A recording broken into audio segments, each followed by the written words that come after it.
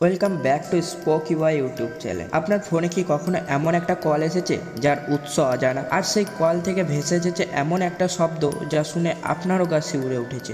আজকের গল্পটা এমনই এক রহস্য কল নিয়ে, যা আমার জীবনে সবচেয়ে অদ্ভুত অভিজ্ঞতা হয়ে রয়েছে। এটা শুধুমাত্র একটি রাতের ঘটনা, কিন্তু সেই রাত আমার জীবনে গভীর ছাপ রেখে গেছে। রাত তখন ঠিক 12টা। আমি ঘরে একা কাজ করছিলাম। হঠাৎ ফোনটা বেজে উঠলো। স্ক্রিনে কোনো নম্বর দেখা যাচ্ছিল না, শুধু লেখা ছিল আননোন কলার। ভাবলাম হয়তো কোনো ভুল কল, কিন্তু ফোনটা তুলতেই এক অদ্ভুত আওয়াজ শুনতে পেলাম। কোনো কথা নয়, শুধু দূর থেকে ভেসে আসা একটা ধাতব শব্দ, যেন কেউ কোনো পুরনো দরজা খুলছে আর বন্ধ করছে। আমি কিছু বলার আগেই ফোনটা কেটে গেল। আমি ভেবেছিলাম ব্যাপারটা এখানেই শেষ, কিন্তু কিছুক্ষণ পর আবার সেই একই কল। এবার ফোন ধরতেই শুনতে পেলাম এক নারীর ফিসফিস করে বলা কিছু কথা। তুমি কি জানো, তুমি একা নও। আমার শরীরটা ঠান্ডা হয়ে গেল।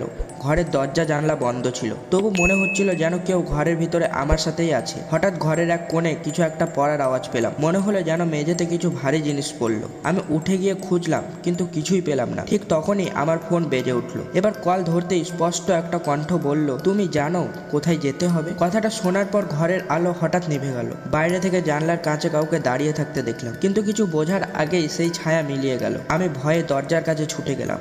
দরজা খুলে বাইরে তাকালাম, কিন্তু কেউ ছিল না।